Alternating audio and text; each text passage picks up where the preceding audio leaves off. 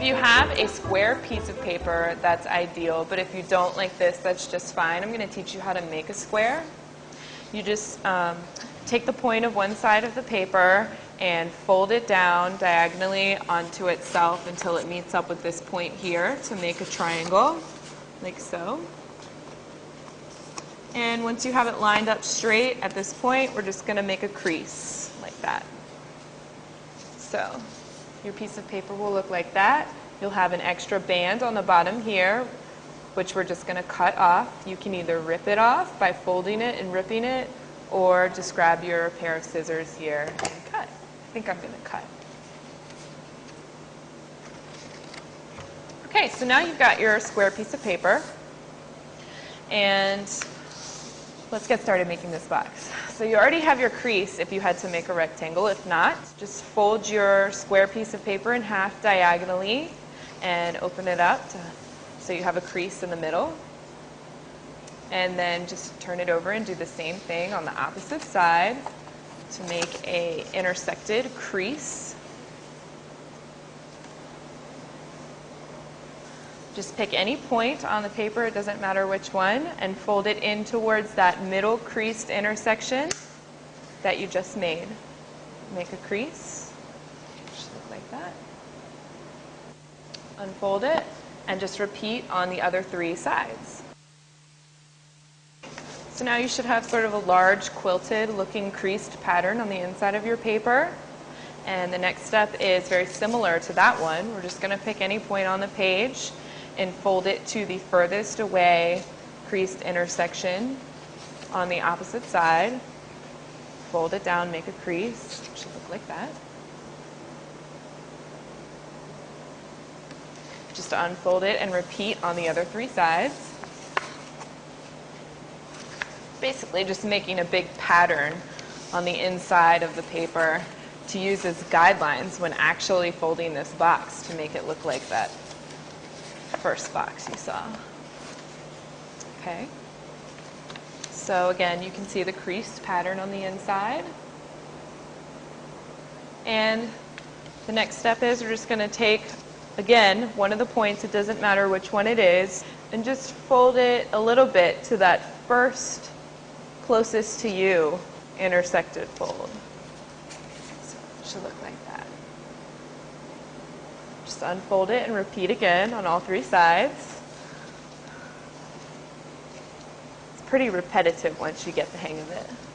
So now you really do have sort of a large quilted creased pattern. It should look like this. And now we're ready to make some cuts and use the scissors. So if you have a pen, you can use the pen as a guideline. If you don't want to use a pen, you don't have to. I'm going to do this so that you can see where to make your cuts. If you're looking at your piece of paper, you're going to notice that there are 4 squares in the center. Think of those 4 squares as the base or the top of your box. So it'll be like either the base or the top.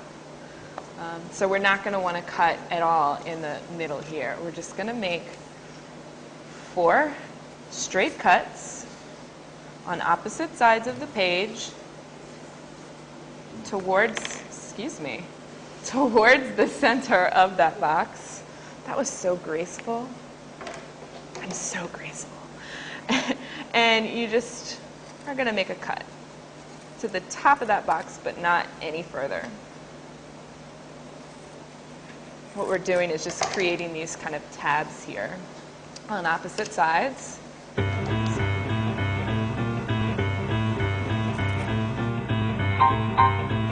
you should have this piece of paper with these 2 tabs kind of sticking out, these weird looking triangles. To make the box, we're going to fold up one of these triangles like so.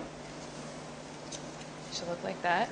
And where you already made your fold, you're just going to fold it down on top of itself like that, pushing that triangular point down into the center.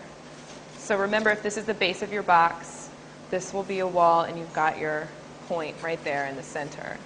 And then we're going to take these 2 tabs here on either side and just push them forward. You already have the creases in there from when we folded in the beginning.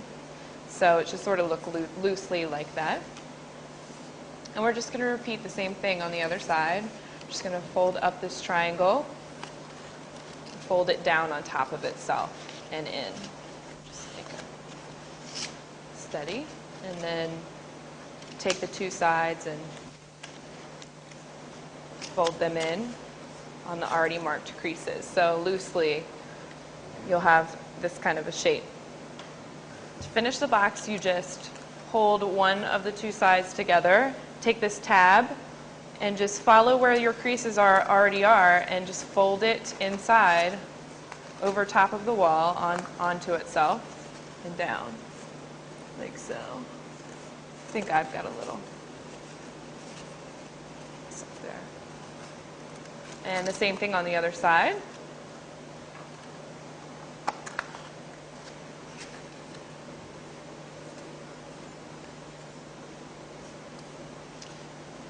And your box will stay together all on its own. If you want, and you had a pen or a pencil to make it that much tighter, you can just, go on the inside like this to make your crease better. Right here. And there you go. We've got a finished box out of recycled paper. If you want, you can make a top for this box. The easiest way to do that is to just take another piece of paper. It needs to be just slightly larger. I wouldn't say any larger than a centimeter all the way around. If you had the same size piece of paper, maybe cut it down a centimeter. I can show you really quick. Let's say you have the same exact piece of paper. Again, you would just make a square out of it, cut off the excess.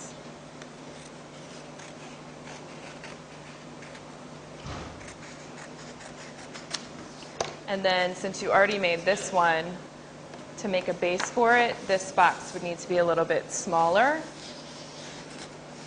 So you can sort of just fold the point over. You can eyeball it. This looks like about a centimeter to me. Like this. And see these bands here? We'll just cut off these bands. So again, you just fold your square in half, like a triangle, open it up, and you have a crease. And repeat on the opposite side, making a creased intersection in the middle, like so. And then we're going to take one point, it doesn't matter which point it is, and fold it in towards the center intersection. Fold that down. Should look like that. Just open it up and repeat on all three sides. Okay, so we're going to take another point, doesn't matter which one, and fold it up to the furthest away creased intersection. Make a crease.